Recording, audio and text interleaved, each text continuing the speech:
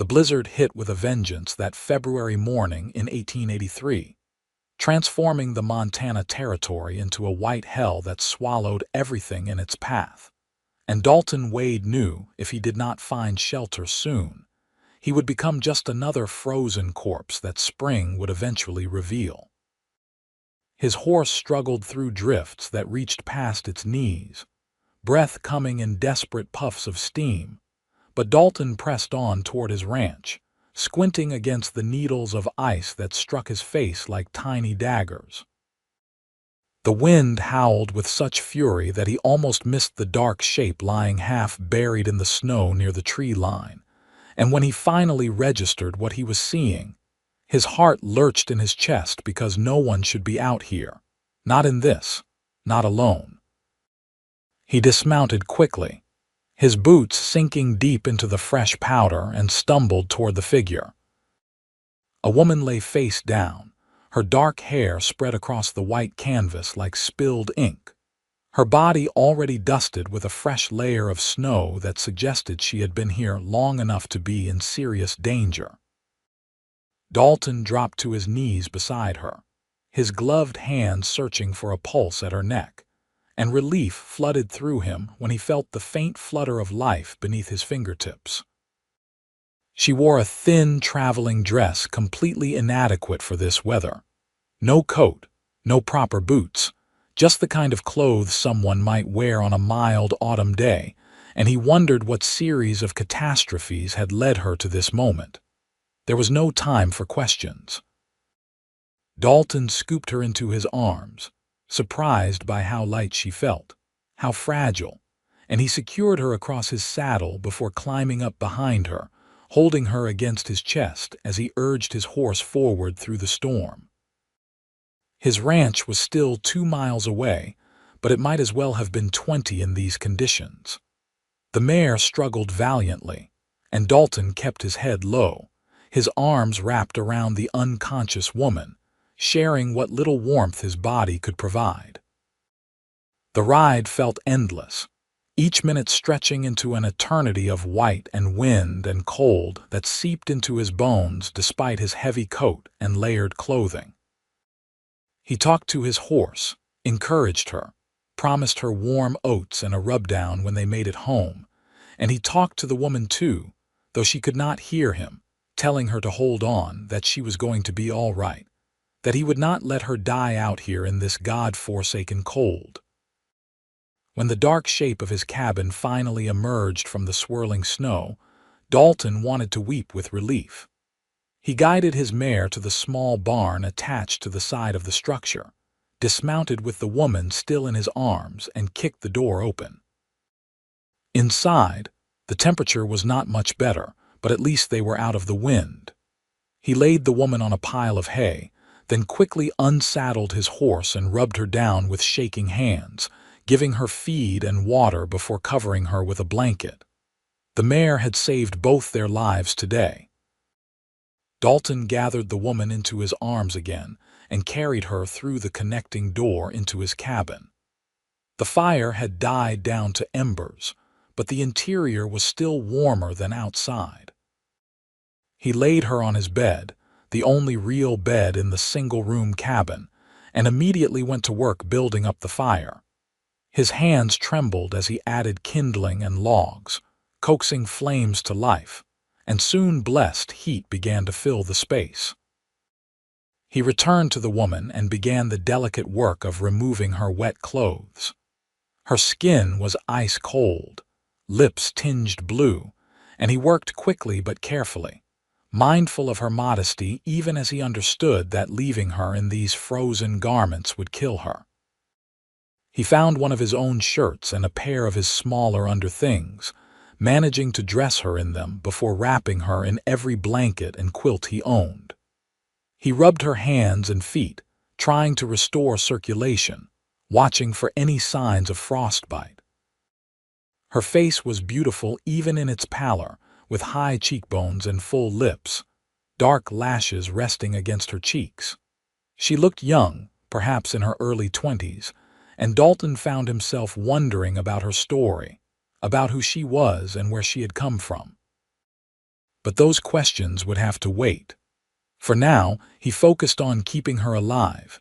He heated water and filled several bottles, tucking them around her body to help raise her core temperature. He made broth from dried beef and vegetables, keeping it warm on the stove in case she woke and could take some nourishment. Then he settled into his chair beside the bed and waited, listening to her shallow breathing, watching the slow rise and fall of her chest. Night fell early as it always did in winter, and the storm continued to rage outside, rattling the shutters and howling down the chimney. Dalton dozed fitfully in his chair, jerking awake periodically to check on his patient, to add wood to the fire, to ensure she was still breathing. Somewhere around midnight, her color began to improve, the blue fading from her lips, a hint of pink returning to her cheeks. Dawn brought no relief from the storm. If anything, the wind had intensified and snow piled high against the cabin walls. Dalton heated more broth and checked his supplies, calculating how long they could last if the blizzard continued. He had enough firewood for a week, maybe longer if he was careful. Food would be fine. He always kept his larder well stocked for situations exactly like this. He was stirring the broth when he heard a soft sound from the bed. He turned to find the woman's eyes open, staring up at the rough-hewn ceiling beams with obvious confusion. Her eyes were green, he noticed, a deep forest green that seemed to catch the firelight. "Easy now," he said, moving to her side. "You are safe." She turned her head toward him, those green eyes widening with fear. She tried to sit up, but her body would not cooperate, weakened by her ordeal. "Where am I?" Her voice was hoarse, barely more than a whisper. "My ranch." About 15 miles north of Julian, Montana territory. He kept his voice gentle, non-threatening. "I found you in the snow yesterday morning. You were nearly frozen." She closed her eyes, and he saw tears begin to leak from the corners. "I thought I was going to die." "You almost did." He pulled his chair closer. "What is your name?" "Sarah Reynolds." She opened her eyes again, looking at him with new interest. "Who are you?" "Dalton Wade. This is my place." He gestured around the modest cabin. "It is not much, but it is warm and dry. You are welcome to stay as long as you need." "I do not remember much," she said, her brow furrowing. "The stage. There was an accident. The wheel broke and we went over down an embankment. Everyone was screaming." Her breathing quickened as the memory returned. "The driver, he was thrown clear. I think his neck broke. The other passengers, there was so much blood. A woman named Mrs. Patterson, she was not moving. And a young man, a salesman, he was trapped under the luggage." "Where were you headed?" Dalton asked. "Virginia City. I was supposed to meet my cousin there. She runs a boarding house and offered me work." Sarah's voice cracked. "I left everything behind in Ohio after my parents died. The farm was sold to pay debts. I had nothing left there." Dalton felt a surge of sympathy for this woman who had already lost so much and then nearly lost her life in the snow. "How did you get separated from the stage?" "I was not hurt badly in the crash, just bruised. I tried to help the others, but there was nothing I could do."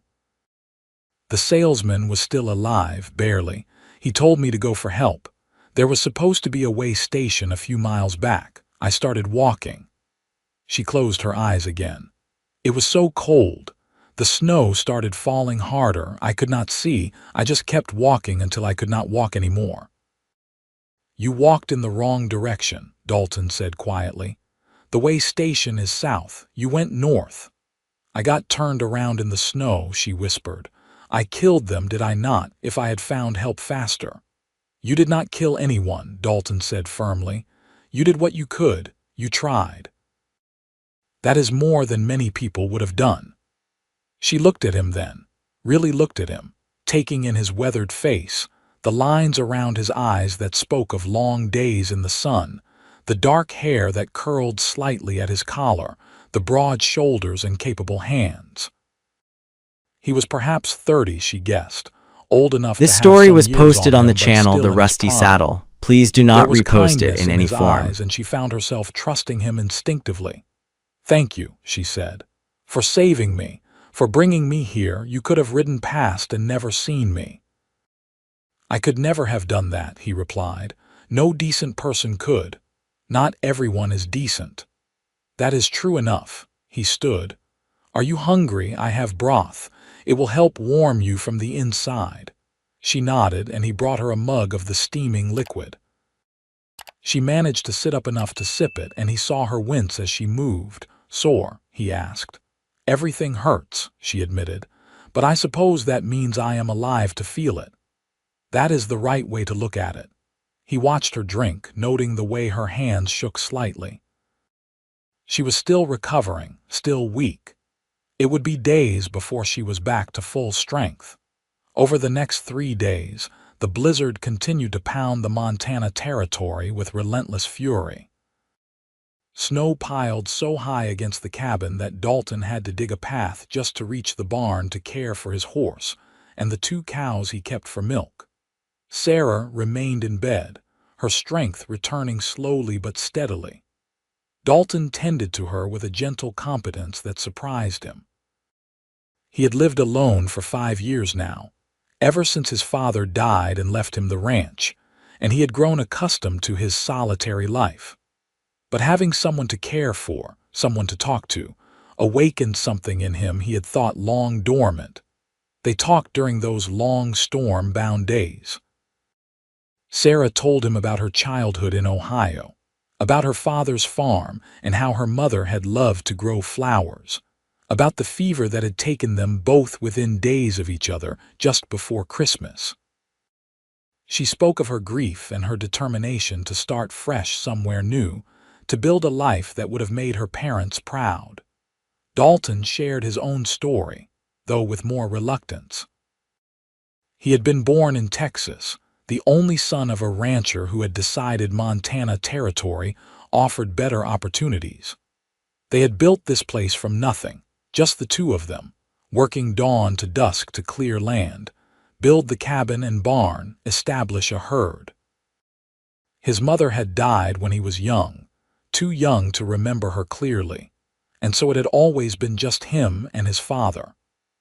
Then 5 years ago, his father had been kicked by a spooked horse and died 3 days later from internal injuries. Dalton had been 25 and suddenly alone in the world. "You never get lonely?" Sarah asked on the 3rd day, when she was finally strong enough to sit in the chair by the fire while he worked at repairing a saddle. "Sometimes," he admitted, "but I keep busy. There is always work to be done on a ranch, and I go into Julian every few weeks for supplies, see some familiar faces at the general store or saloon." "Have you ever thought about getting married, starting a family?" He looked up from his work, his blue eyes meeting hers. "I thought about it. But ranching is hard work, especially out here where winters can kill you if you are not careful. What woman would want this life?" "One who values security and honesty over luxury," Sarah said. "One who understands that real wealth is not measured in dollars but in the quality of a man's character." Something passed between them in that moment, a recognition, an acknowledgement of possibility. Dalton felt his heart beat faster, and he had to look away, back down at the leather in his hands. He had known this woman for only 3 days, but already he felt drawn to her in a way he had never experienced before. She was beautiful, certainly, but it was more than that. She had courage. She had endured loss and hardship without becoming bitter. She had tried to save strangers at risk to her own life. These were qualities that mattered, that spoke to the kind of person she was at her core. The storm finally broke on the 4th day. Dalton woke to silence, that particular quality of quiet that comes after days of wind and fury.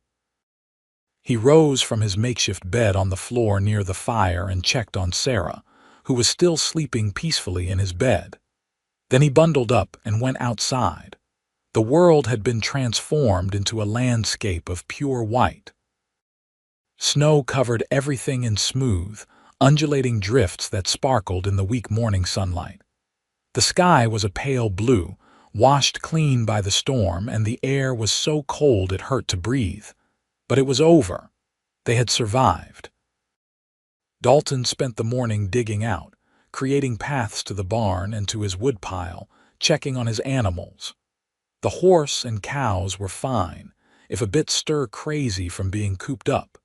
He mucked out the barn and gave them fresh feed and water, taking his time with the familiar chores. When he returned to the cabin, he found Sarah out of bed and standing by the window, wrapped in one of his quilts, looking out at the snow-covered landscape. She turned when she heard him enter, and he was struck again by her beauty, by the way the morning light caught in her dark hair and made her green eyes glow. "It is beautiful," she said. "I have never seen so much snow." "It is a hard beauty," he replied, stomping snow off his boots. "The kind that can kill you if you do not respect it." "When do you think the road will be passable?" she asked. "When can I continue to Virginia City?" The question hit him like a physical blow, though he tried not to show it. Of course she would want to leave to continue on her journey. She had plans, a destination, a life waiting for her. But the thought of her leaving, of the cabin returning to its silent emptiness, filled him with an ache he could not quite name. "Hard to say," he answered carefully. "Could be a week or more before anyone can get through. The stage line will need time to clear the route and assess damage, and they will need to send someone to check on that crashed stage to see about those passengers." Sarah's face fell. "I should go with them. I should show them where it happened. Those people deserve proper burial." "They will find it," Dalton assured her. "Once they know a stage went missing, they will search the route. They will find it." He paused. "You cannot blame yourself for what happened. You know that, do not you?" "I know," she said softly, "but knowing and feeling are different things." He understood that more than he could say. He had spent months after his father's death going over every detail, wondering if there was something he could have done differently, some way he could have prevented the accident. Guilt was a heavy burden, even when it was not deserved. Over the next few days, a routine developed. Sarah's strength continued to return, and she insisted on helping around the cabin. She cooked meals while Dalton tended to the outdoor chores. She mended his clothes, which he had to admit were in sad need of attention. She organized his supplies and cleaned every surface until the cabin shone in a way it never had when he lived alone. In the evenings, they would sit by the fire and talk, sharing stories, learning each other's thoughts and opinions on everything from politics to philosophy to the simple pleasure of a good meal. Dalton found himself looking forward to coming back to the cabin each day, knowing she would be there. He loved the way she hummed while she worked, the way she laughed at his dry jokes, the way she listened with genuine interest when he talked about his plans for the ranch. And he could not help but notice the way she looked at him sometimes, with a softness in her eyes that made his breath catch. One evening, about a week after the storm ended, Sarah brought up the subject that had been hovering unspoken between them. They had just finished dinner, and Dalton was whittling a piece of wood while Sarah worked on darning one of his socks. "The road will be clear soon," she said quietly. "I have been here almost 2 weeks now.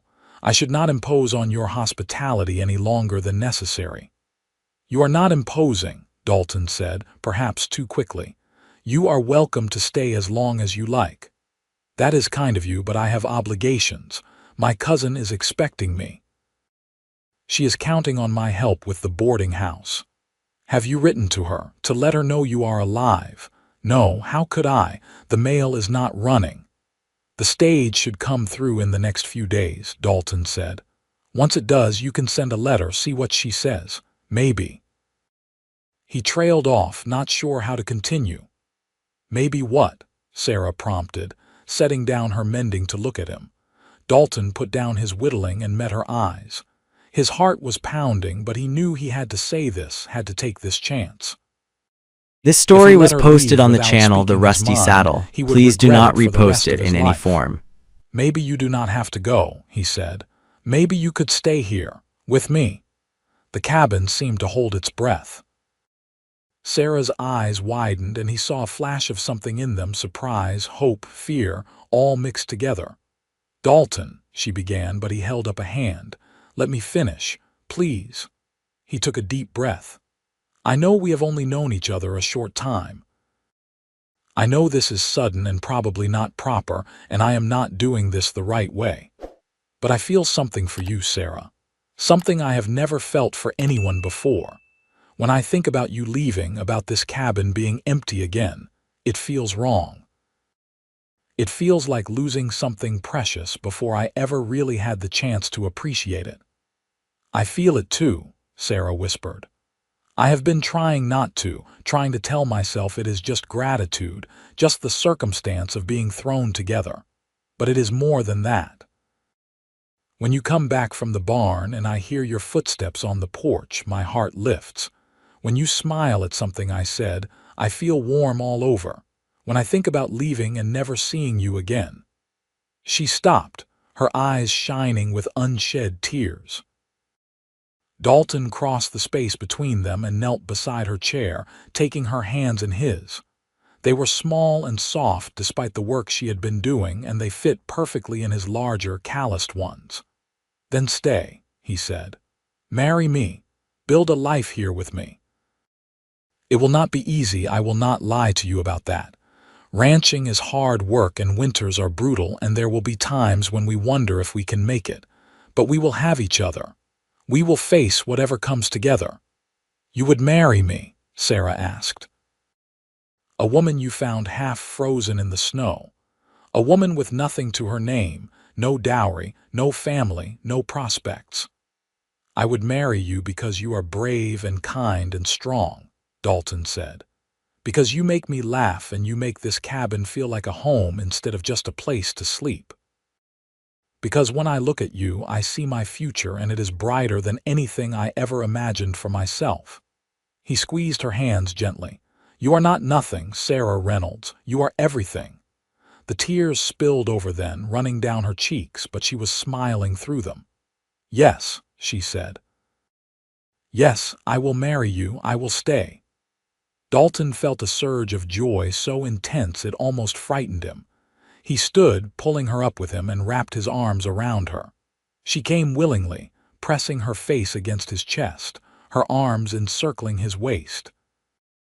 They stood there for a long moment, just holding each other, feeling the rightness of it, the way they fit together as if they had been designed for this purpose. When Dalton finally pulled back enough to look at her face, he saw his own happiness reflected there. Slowly, giving her time to pull away if she wished, he lowered his head and kissed her. It was gentle and sweet, a first kiss full of promise and hope. Sarah's hands came up to rest on his shoulders, and she kissed him back with a tenderness that made his heart ache in the best possible way. When they finally broke apart, both a little breathless, Dalton rested his forehead against hers. "You are home now," he said softly. "Right here. This is where you belong." "Home," Sarah repeated, testing the word. "Yes, I am home." The first stage after the storm arrived 3 days later. Dalton and Sarah rode into Julian together, her sitting behind him on his horse, her arms wrapped around his waist. The town was small, just a collection of buildings clustered around a crossroads, but it served the scattered ranches and mining operations in the area. They stopped first at the general store, where Dalton introduced Sarah to Hiram Tucker, the owner, a portly man with friendly eyes and a ready smile. "Getting married, you say?" Hiram exclaimed, pumping Dalton's hand enthusiastically. "Well, I will be. Congratulations to both of you. About time you settled down, Wade. This place will be good for you, Miss Reynolds. Dalton here is one of the best men I know." Sarah smiled, warming to the older man immediately. "I am learning that. You will need supplies," Hiram said, already moving behind his counter. "A woman needs more than jerky and beans, no offense, Dalton. Let us get you set up proper." They spent an hour selecting items, everything from bolts of fabric to make curtains and a new dress for Sarah, to cooking supplies, to seeds for a spring garden. Dalton watched Sarah's excitement as she planned for their future, and his heart swelled with love for her. This was real. This was happening. He was going to have a wife, a partner, someone to share his life with. Their next stop was the small church at the edge of town. Reverend Miller was a thin, solemn man in his 50s who had been serving the Julian community for a decade. He listened to their story, his expression softening as Dalton explained how they had met and their decision to marry. "It is irregular," the Reverend said. "The usual practice is to announce the banns, give the community time to object if there is any impediment to the marriage." "There is no impediment," Dalton said firmly. "We are both of age, both free to marry. We want to do this properly, before God and witnesses." The Reverend studied them both, his gaze shrewd. Whatever he saw seemed to satisfy him, because he nodded. "Very well. I can perform the ceremony this Sunday after regular services. That will give the community a chance to attend and witness the union." "Thank you, Reverend," Sarah said. "That means a great deal to us." They made their way to the land office next, where Dalton filed the necessary paperwork to add Sarah as his legal wife once they were married, ensuring she would have claim to the ranch if anything happened to him. The clerk, a young man with ink-stained fingers, copied the information carefully and promised the documents would be ready after the wedding. Their final stop was the small hotel and saloon where they found the sheriff, Tom Bradley, drinking coffee and reviewing reports. Dalton told him about Sarah's ordeal and the crashed stage. "We found it 2 days ago," the sheriff said, his expression grim. "3 dead, just like you said, Miss Reynolds. We brought the bodies back and buried them in the churchyard. Reverend Miller said words over them. The stage company is investigating what caused the wheel to break, whether it was poor maintenance or just bad luck." "Thank you for telling me," Sarah said quietly. "I am glad they were cared for properly." "You did what you could," Sheriff Bradley said. "Most folks would have stayed with the stage and frozen to death. You tried to get help. That took courage." On the ride back to the ranch, Sarah was quiet, processing the news about the stage passengers. Dalton understood her need for silence and simply held the reins steady, letting his horse pick its way along the snow-packed trail. The sun was setting, painting the sky in shades of orange and pink that reflected off the snow, creating a landscape that looked like something from a dream. "They had families," Sarah finally said. "The people who died. They were going somewhere to someone, and now they are just gone." "But their families will know what happened," Dalton replied. "They will have closure. That is something, and you get to live, Sarah. You get to build a life and be happy.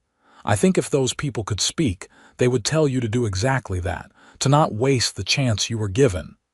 She leaned her cheek against his back. "You always know what to say. Not always, but I try." The days leading up to Sunday passed in a blur of preparation.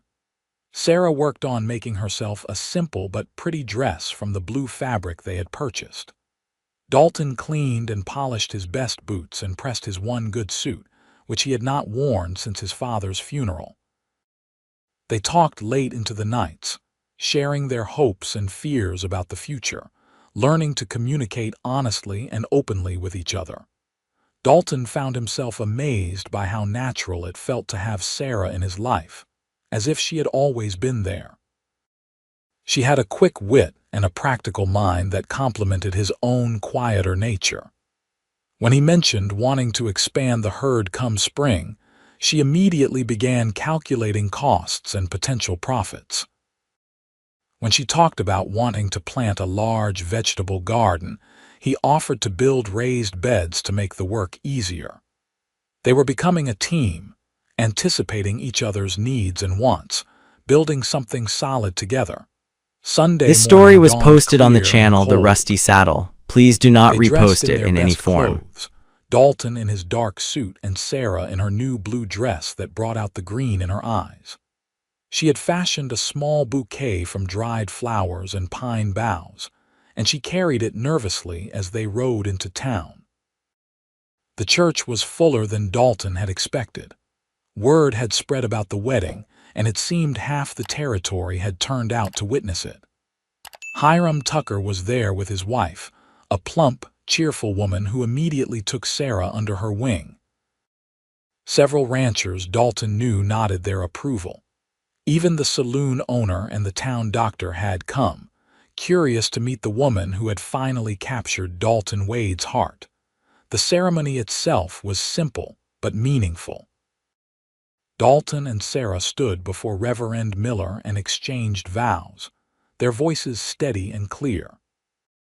When Dalton slipped a simple gold band onto Sarah's finger, a ring that had belonged to his grandmother and was the only piece of jewelry he owned, she smiled up at him with such love that he felt his throat tighten with emotion.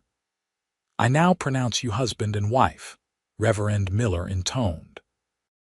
"You may kiss your bride."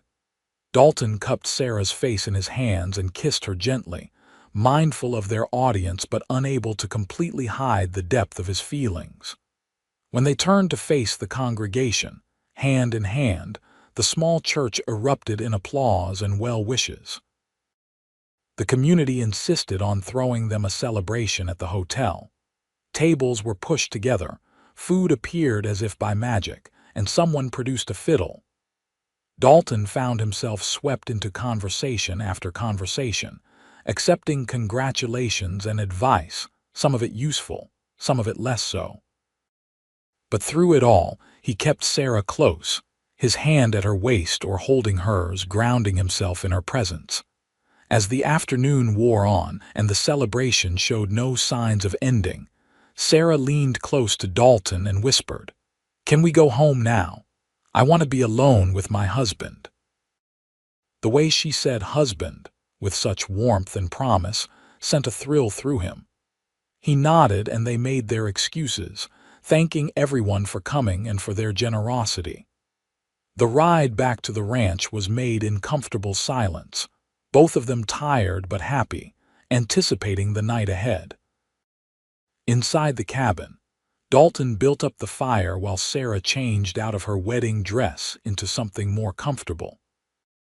When she emerged from behind the privacy screen he had erected for her, wearing one of his shirts over her nightgown, her hair loose around her shoulders, he thought she had never looked more beautiful.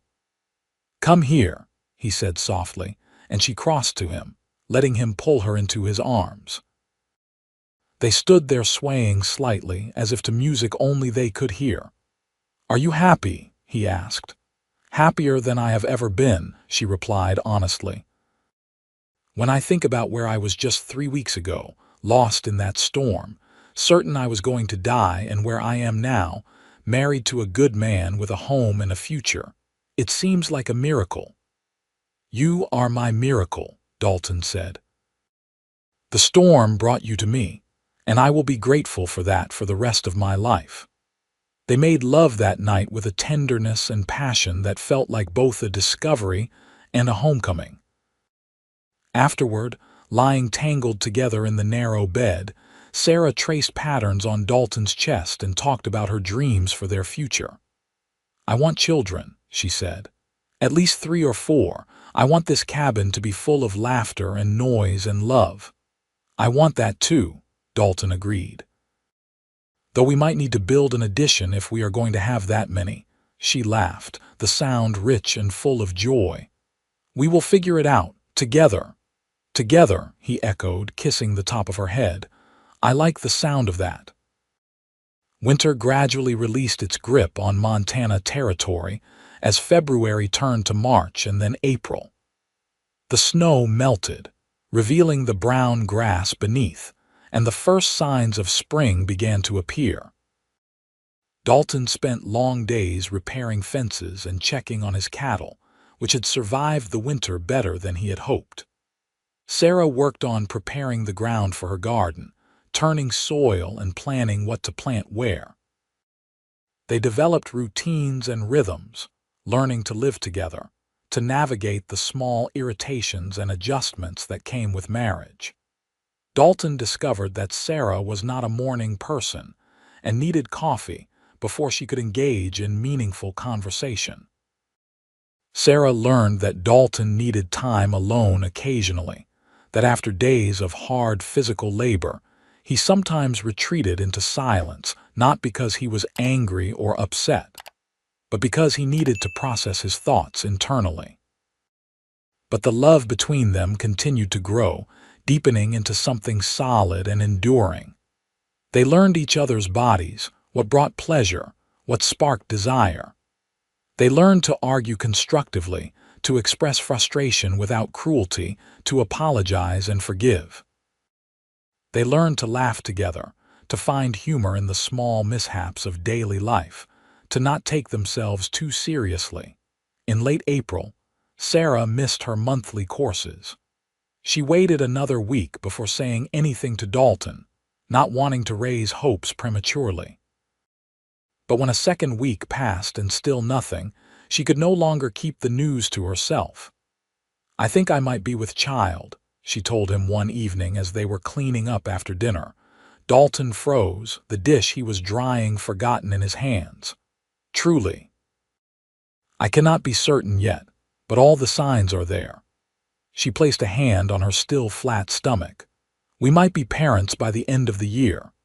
A slow smile spread across Dalton's face, transforming it from merely handsome to absolutely radiant.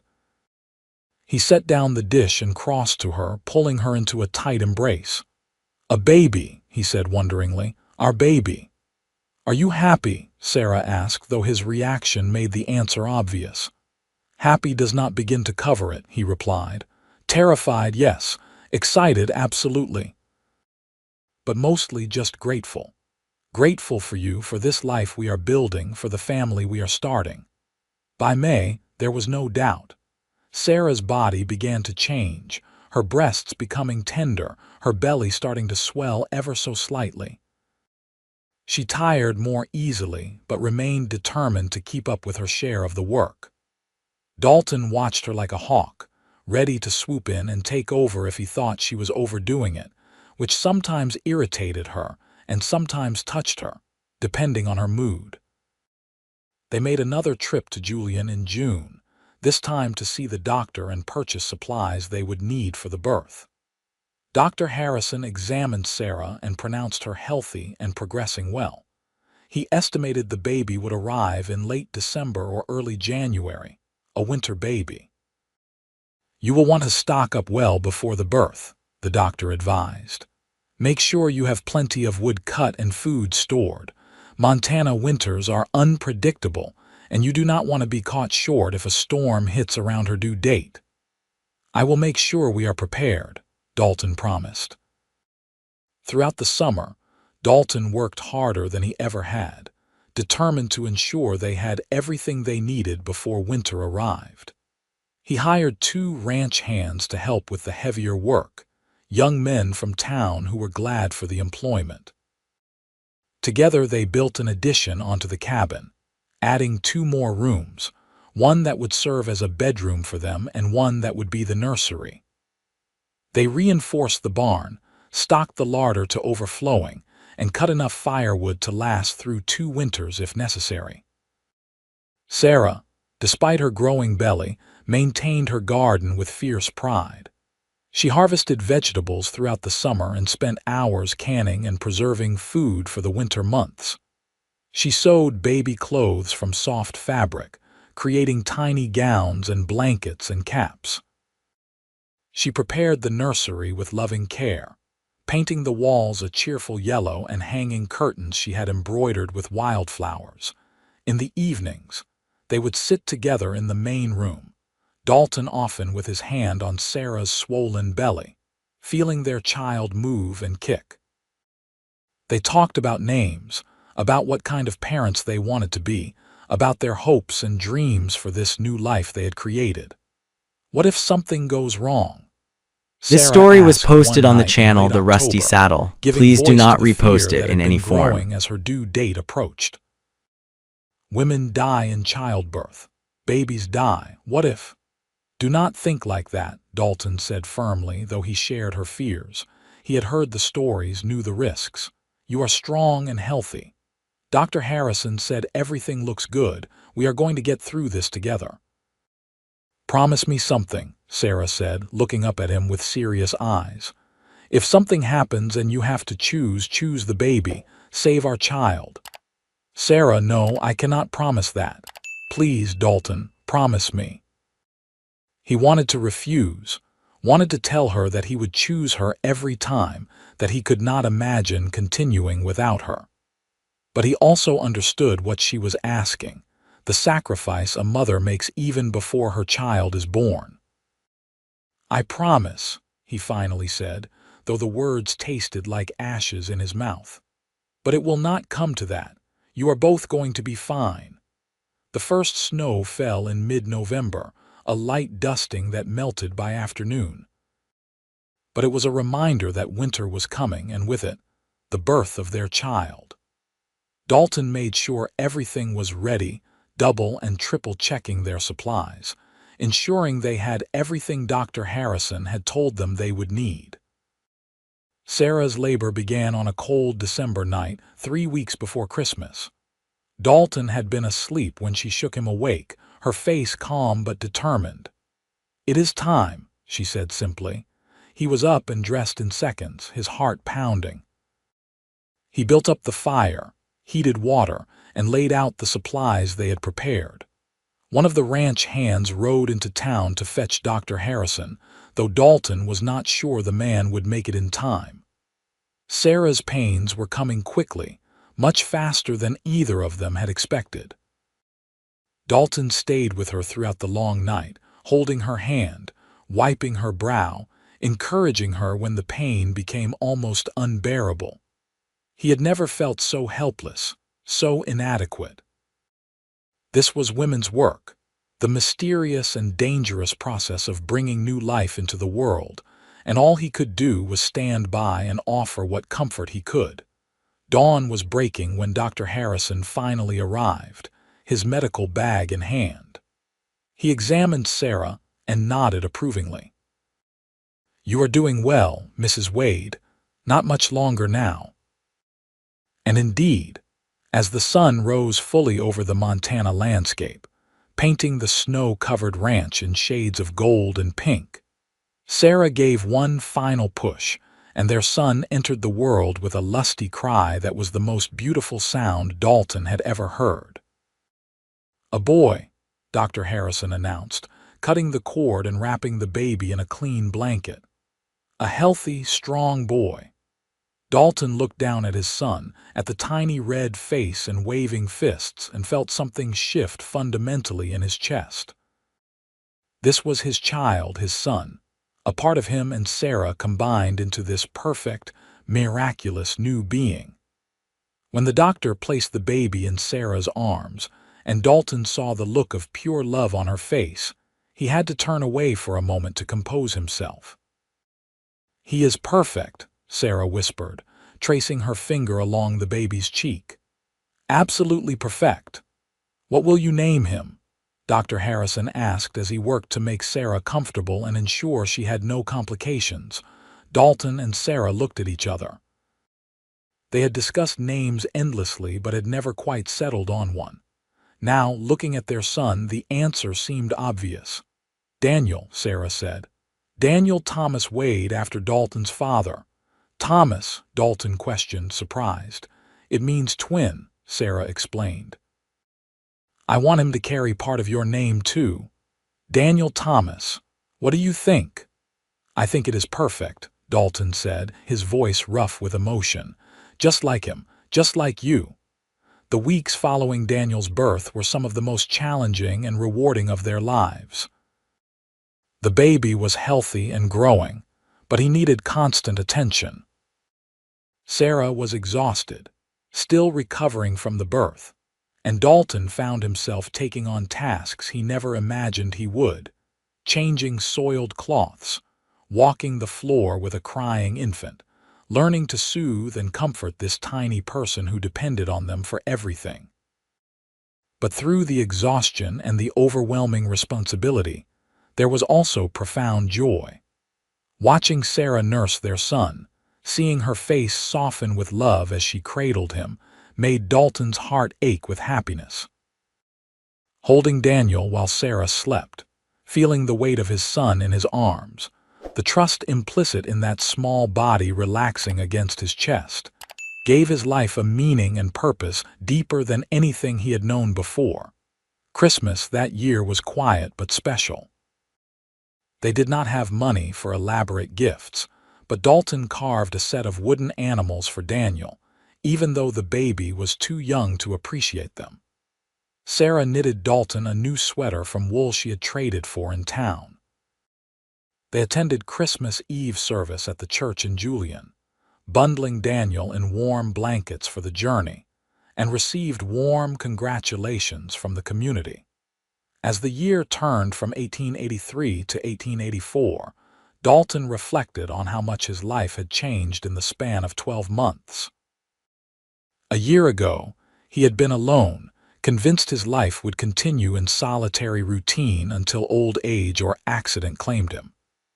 Now he had a wife he loved more than he had thought possible, a son who made him want to be a better man, and a home filled with warmth and laughter and purpose. The years that followed brought their share of challenges. Ranching was never easy, and Montana's harsh climate was unforgiving. There were seasons when the cattle prices were so low that Dalton wondered if they would make it through. There was a summer of drought that turned the grass brown and made feed scarce. There was another terrible blizzard, though this time Dalton was prepared, with his family safe inside their sturdy cabin. But there were also moments of transcendent joy. Daniel's first steps, taken on unsteady legs across the kitchen floor into Sarah's waiting arms. The arrival of their second child, a daughter they named Sophia Rose, in the spring of 1886. The expansion of their herd, the slow but steady growth of their prosperity. The deepening of the bond between Dalton and Sarah. The way they learned to move through life as one unit, anticipating each other's needs, supporting each other through difficulties, celebrating each other's victories.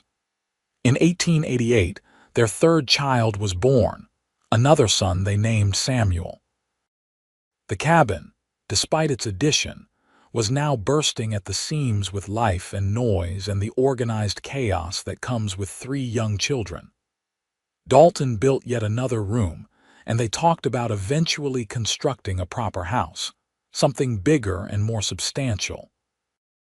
Through it all, Dalton never forgot that February morning when he found Sarah half frozen in the snow. He thought about it often, about how easily he could have missed her, how she could have died out there alone. The randomness of it, the sheer luck that had brought them together, never ceased to amaze him. Sometimes he would look at his wife, at the strong, capable woman she had become, at the family they had built together, and feel overwhelmed with gratitude. Sarah, for her part, had made peace with her past. She had written to her cousin in Virginia City shortly after the wedding, explaining what had happened.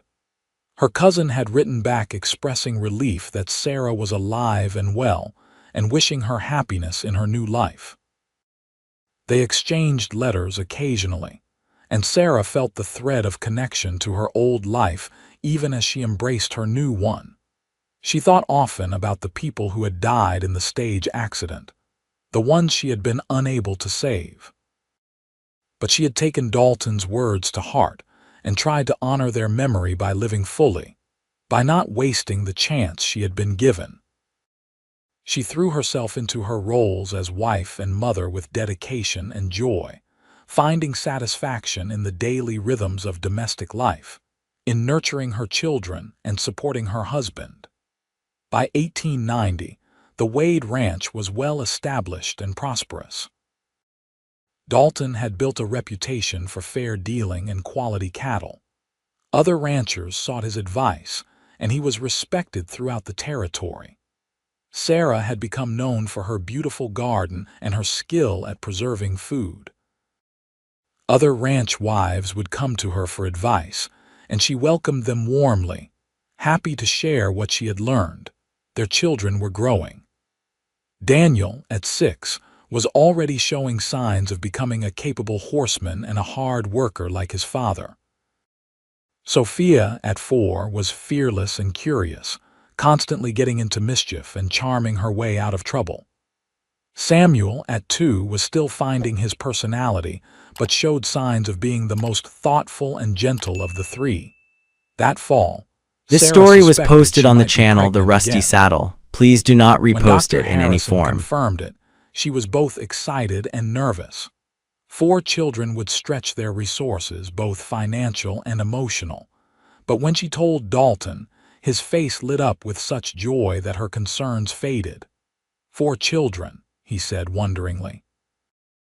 We are going to need to build that new house sooner rather than later. Are you sure we can afford it? Sarah asked. We will find a way, Dalton assured her. We always do. True to his word, Dalton began planning the new house that winter. It would be larger, with enough bedrooms for their growing family, a proper kitchen for Sarah, and a parlor where they could entertain guests.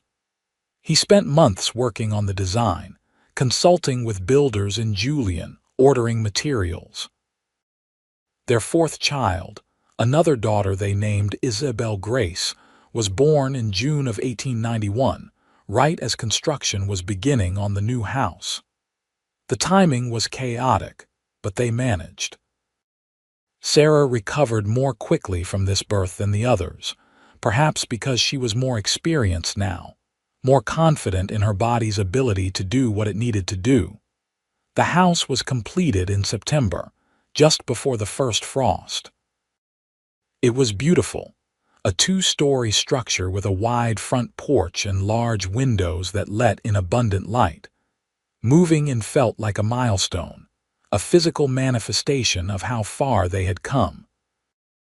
The night of the move, after the children were finally settled and asleep in their new bedrooms, Dalton and Sarah stood together on the front porch, looking out at their land. The setting sun painted everything in shades of orange and gold, and the air was crisp with the promise of autumn. Do you ever regret it? Dalton asked, his arm around Sarah's waist. Staying here instead of going to Virginia City. Sometimes I wonder if you think about the life you might have had. Sarah turned to look at him, her green eyes warm with love. I do not regret a single thing, she said firmly. That blizzard that almost killed me brought me to you, to this life, to our children. I would not change any of it, not even the hard parts. This is where I was meant to be. You are who I was meant to find. You are home now, Dalton said, echoing the words he had spoken to her so many years ago when she first woke up in his cabin. I am home, Sarah agreed. I have been from the moment you found me. They stood there together as the stars began to appear in the darkening sky, comfortable in the silence, secure in their love, grateful for the life they had built from what had begun as a desperate rescue in a Montana blizzard. The years continued to pass, each one bringing its own joys and challenges. The children grew, each developing their own distinct personalities and interests. Daniel, true to early predictions, became an excellent horseman and took on more responsibility around the ranch as he grew older. Sophia surprised everyone by showing a keen head for numbers and began helping Sarah with the household accounts. Samuel proved to have a gift with animals, able to calm even the most skittish horse or cow with his quiet presence. Isabel, as the youngest, was perhaps the most spoiled, but also the most observant, watching everything and everyone with her father's blue eyes. In 1895, Montana became a state, and the event was celebrated throughout the territory. Dalton and Sarah took the children to Helena for the statehood celebration, their first real family trip. The children were awed by the city, by the crowds and buildings and the general bustle of urban life so different from their ranch. But after a few days, they were all ready to go home, missing the wide open spaces and the quiet of their land. As Daniel approached his teenage years, Dalton began seriously teaching him the business of ranching, taking him along on cattle drives, showing him how to assess the quality of livestock, explaining the economics of buying and selling. Daniel absorbed it all eagerly, proud to be trusted with grown-up responsibilities. Sarah, watching her oldest son grow into a young man, felt the bittersweet passage of time. Her children would not be young forever. Soon enough they would be grown, making their own ways in the world. But she tried not to dwell on the future, instead focusing on appreciating each day, each stage of their development. In 1898, when Spanish-American War broke out, there was much discussion about it in Julian and throughout Montana. Dalton was grateful his sons were still too young to be called to service, though he wondered what the world would look like by the time they were grown. The country was changing rapidly, modernizing in ways that were both exciting and unsettling. The ranch continued to prosper throughout the decade. Dalton had expanded their operations considerably, and they now employed several full-time ranch hands. The new house had proven to be a wise investment, comfortable and spacious enough for their family and the occasional guest. Sarah had established herself as a pillar of the community, known for her generosity and wisdom. Women came to her for advice on everything from child rearing to marriage to managing household finances. As the century drew to a close, Dalton and Sarah found themselves reflecting on the 17 years they had been together. They were no longer young. Dalton was approaching 40, his dark hair now threaded with gray at the temples. Sarah was in her late 30s, her face showing the lines that come from a life fully lived, from laughter and worry and the constant work of raising children. But to each other, they were as beautiful as they had been on their wedding day. One evening in December of 1899, as they prepared to celebrate the turn of the century, Sarah and Dalton found a rare moment alone. The children were all in bed, the house was quiet, and they sat together by the fire in their bedroom, hands clasped. 17 years ago, I was lost in a blizzard, certain I was going to die, Sarah said softly. I remember the cold, the way it seeped into my bones. I remember falling in the snow and not being able to get up, just accepting that this was the end. Thank God I found you, Dalton said, squeezing her hand. Thank God you did not ride past, Sarah agreed. My entire life, everything I am, everything we have built, it all flows from that moment, from your choice to stop, to look closer, to see me in the snow. It was not really a choice, Dalton said. How could I have done anything else? Many men would have, Sarah replied. Many men would have been focused only on getting themselves to safety, but you stopped. You risked your own life to save a stranger. That tells me everything I need to know about who you are. I am just a man who got lucky, Dalton said. Lucky that a blizzard brought the most remarkable woman I have ever known into my life. They sat in comfortable silence for a while, watching the flames dance in the fireplace, each lost in their own thoughts but connected by their joined hands and their shared history. What do you think the new century will bring? Sarah asked eventually. Change, Dalton said. That is one thing we can count on. The world is different now than when we met. It will be even more different in another 17 years. As long as we face it together, I am not afraid, Sarah said. Together, Dalton agreed. Always together. The new century did indeed bring changes. Automobiles began appearing on the streets of Montana's cities, though they were still rare curiosities in rural areas like Julian. Electricity reached some of the larger towns, though the ranch still relied on kerosene lamps and candles. Telephones became more common, though the Wade Ranch would not get a line until 1905. The children continued to grow This and story was develop. posted on the channel The Daniel, Rusty Saddle. at 17 Please do not in repost it in 1901, any form. had become a capable young man, taking on more and more responsibility around the ranch. Dalton began to think about the future, about how the ranch would pass to his children when he was gone. He wanted to ensure it remained intact, a legacy for all of them. Sophia, at 15, had become a beautiful young woman with her mother's dark hair and green eyes and her father's quiet determination. She had been courted by several young men from neighboring ranches, but none had captured her interest yet. Sarah saw something of herself in her daughter, that same independence and desire for something more than just the conventional path. Samuel, at 13, was quieter than his siblings, but no less intelligent. He had developed a real gift for handling livestock and spent hours working with the horses, training them with patience and skill. Dalton thought he might become a horse breeder if that was what interested him. Isabel, at 10, was still the baby of the family, though she hated being called that. She was curious about everything, constantly asking questions, wanting to understand how the world worked. Sarah thought she might make a good teacher someday if she chose to pursue that path.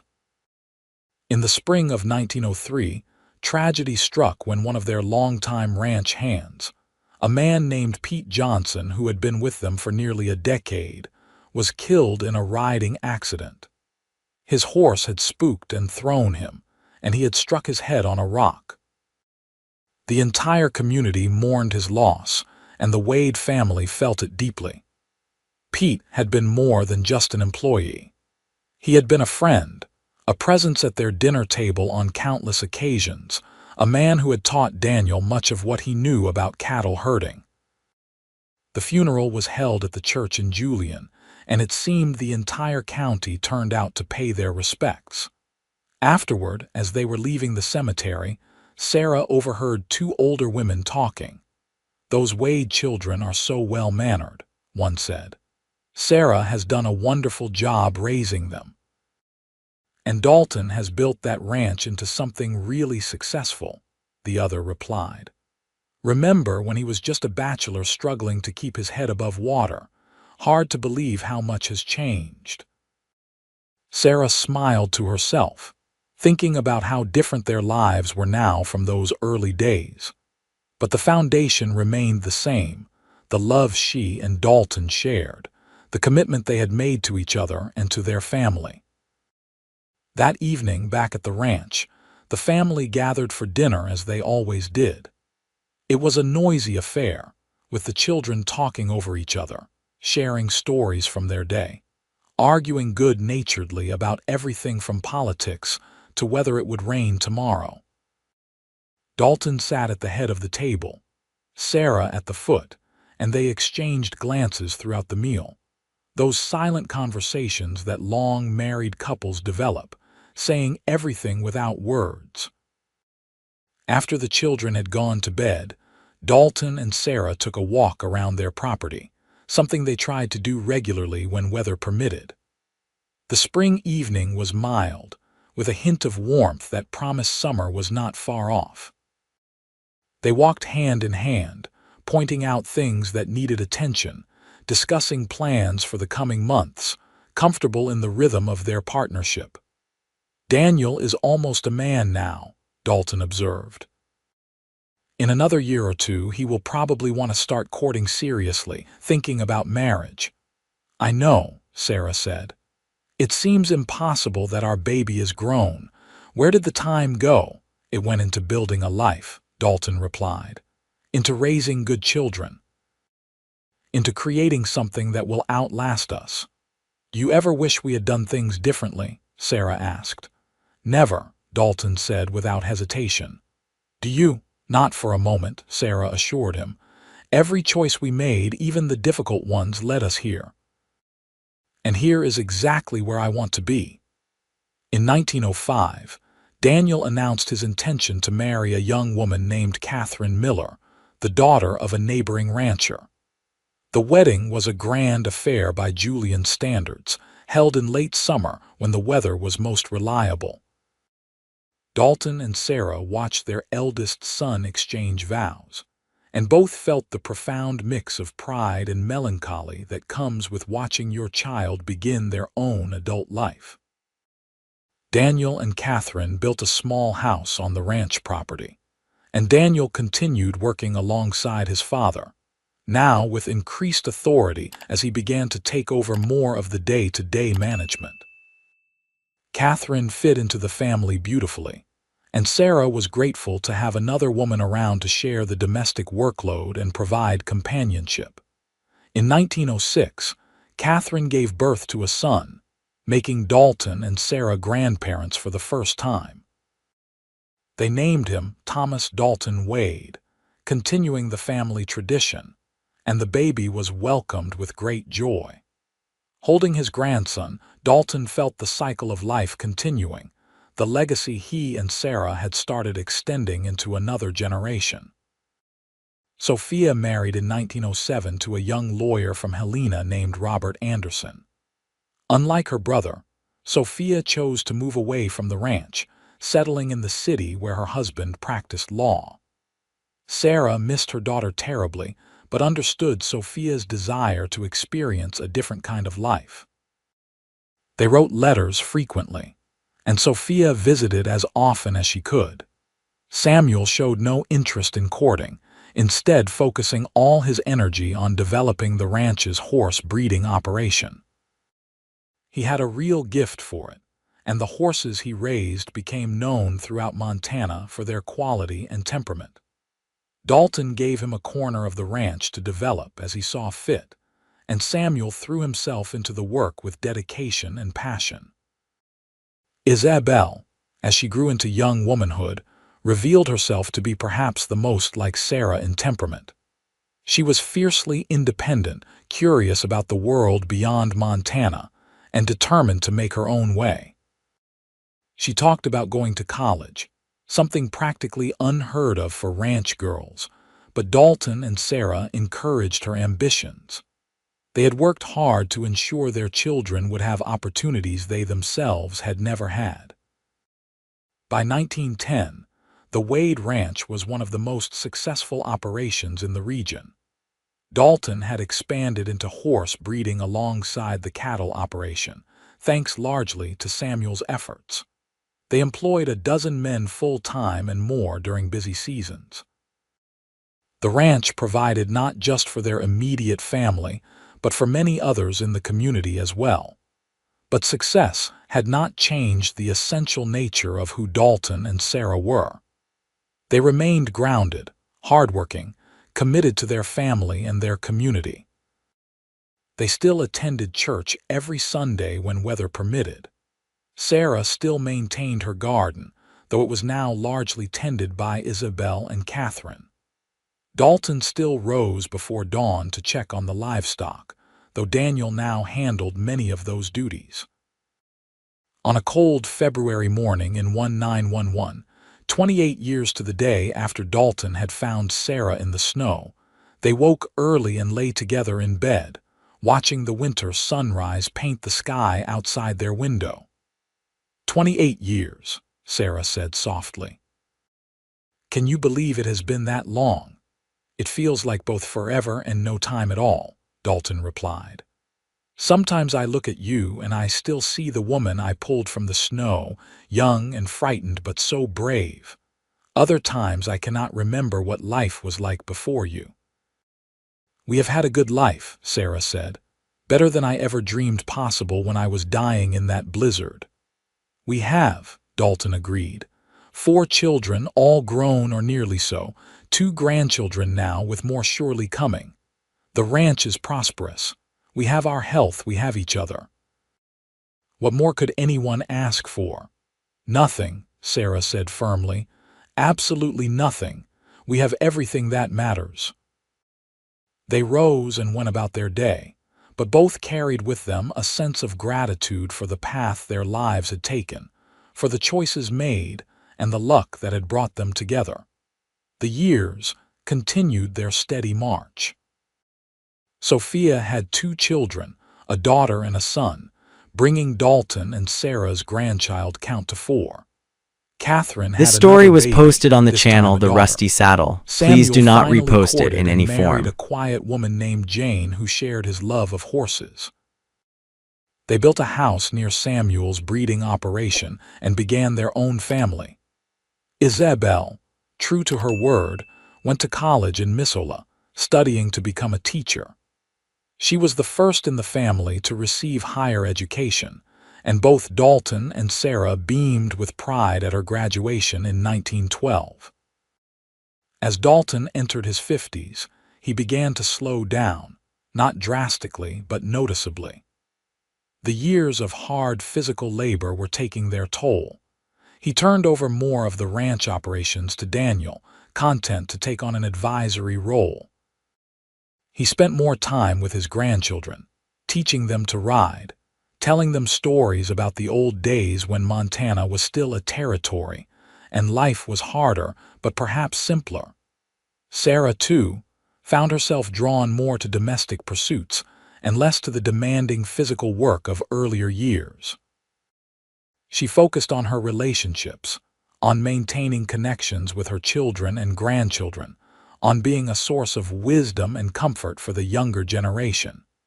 She and Catherine became close, almost like mother and daughter, and Sarah was grateful for the relationship.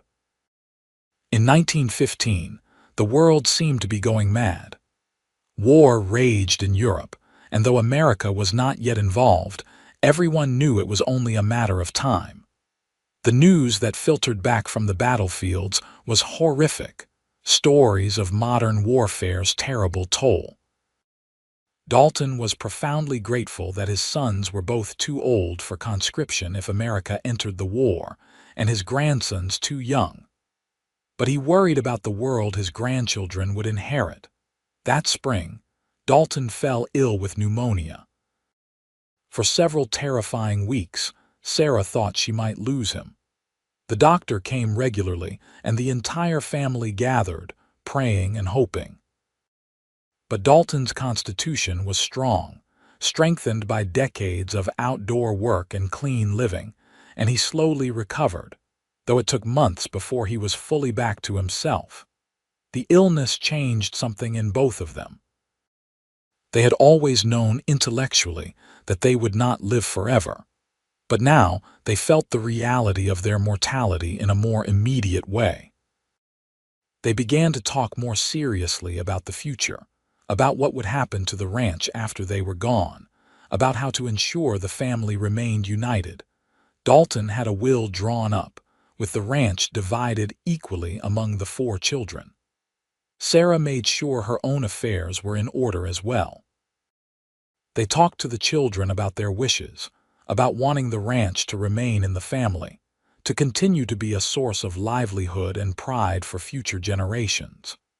By 1917, when America finally entered the Great War, Dalton was 57 and Sarah 55. They had been married for 34 years together through all that time, partners in every sense of the word. They had weathered storms literal and figurative, had raised 4 children, had built something substantial and lasting. Sitting together on the porch of their house one warm summer evening, watching the sun set over their land, Sarah leaned her head on Dalton's shoulder. "If I could go back to that moment in the snow," she said thoughtfully, "to when I thought I was dying and somehow know that I would be saved, that I would have all of this, I do not think I would have believed it. It would have seemed too good to be true." "Life has a way of surprising us," Dalton said. "I certainly never imagined that morning when I found you that I was finding my wife, the mother of my children, my partner for life. I thought I was just helping someone in trouble." "You were," Sarah said. "But you were also giving me a gift beyond measure. You gave me a future when I had none. You gave me a home when I was lost. You gave me love when I was alone. Everything I am, everything I have become started with your kindness that day. And you gave me just as much, Dalton countered. Before you, I was just existing, going through the motions. You brought life to this place, joy, purpose. You made a house into a home. You gave me children, a family. You made me happier than I ever thought possible. They sat in comfortable silence as the stars began to appear. The same stars that had shone down on them that night so many years ago when Sarah had agreed to marry him, when Dalton had promised her that she was home. The war ended in 1918, and the family celebrated, grateful that none of their own had been lost to that terrible conflict. The world that emerged from the war was different, changed in ways both visible and subtle. But the ranch remained, a constant in a changing world, and the family that had built it continued to grow and thrive. In 1920, as the decade turned and the country entered what would come to be known as the Roaring Twenties, Dalton and Sarah celebrated their 37th wedding anniversary quietly, just the two of them. The children had offered to throw a party, but they had declined, preferring to mark the occasion privately. They took a walk around the ranch, as they had so many times before, but this time it was less about checking fences or planning work and more about remembering. They stopped at the place where the old cabin had stood, now just a foundation overgrown with grass. They remembered their early days there, the cramped quarters, the struggle to make ends meet, the joy of their first child. They walked to the new cemetery on the property, where Pete Johnson and several others who had worked on the ranch over the years were buried. They paid their respects, remembering friends lost to time and accident. They visited the various houses on the property, checking in briefly with Daniel and Catherine, with Samuel and Jane, seeing their grandchildren who were growing so fast. Finally, they returned to their own house as evening fell. Inside, Sarah prepared a simple meal and they ate together at the kitchen table, talking and laughing, reminiscing about their years together. "You remember our wedding night?" Sarah asked, a playful smile on her lips. "You were so nervous." "I was terrified," Dalton admitted. "I wanted everything to be perfect for you, and I was convinced I would somehow mess it up." "You did not mess anything up," Sarah assured him. "It was perfect because we were together. That is all that mattered then and all that matters now." After dinner, they sat together in the parlor, Sarah reading while Dalton worked on a piece of leather he was tooling, a hobby he had taken up in his later years. The grandfather clock ticked steadily in the corner, marking the passage of time that seemed to move both too fast and exactly right. "Dalton," Sarah said suddenly, setting down her book. "Yes, thank you for what? For everything. For finding me, for loving me, for giving me this life, for being exactly who you are." Dalton set down his work and crossed to her, kneeling beside her chair despite the protest of his joints. He took her hands in his, looking into those green eyes that still captivated him after all these years. "You never need to thank me," he said. "Loving you has been the easiest thing I have ever done. You are my heart, Sarah. You always have been." She leaned down and kissed him, tender and sweet, a kiss that held decades of love and commitment and partnership. When they broke apart, both were smiling. "Come on," Dalton said, standing and offering her his hand. "Let us go to bed. I want to fall asleep holding you like I have for 37 years. And wake up beside you like I hope to for many more years to come," Sarah added, taking his hand and letting him pull her to her feet. They climbed the stairs to their bedroom, moving more slowly than they once had but still together, still hand in hand. In their room, they prepared for bed with the comfortable routine of long marriage, each knowing what the other needed without having to ask. Lying in bed together, Sarah curled into Dalton's side, his arm around her shoulders, her head on his chest. She listened to the steady beat of his heart, that sound that had comforted her through so many nights, and felt completely at peace. "You are home now," Dalton murmured, repeating the words he had spoken all those years ago. "I am home," Sarah agreed. "I always have been from the moment you found me." And as they drifted off to sleep, This story was posted on the surrounded by channel life The they had Rusty built Saddle. together, Please do the not family repost they had it in any created, form. the love they had nurtured through decades, both knew that whatever tomorrow brought, they would face it as they had faced everything else together.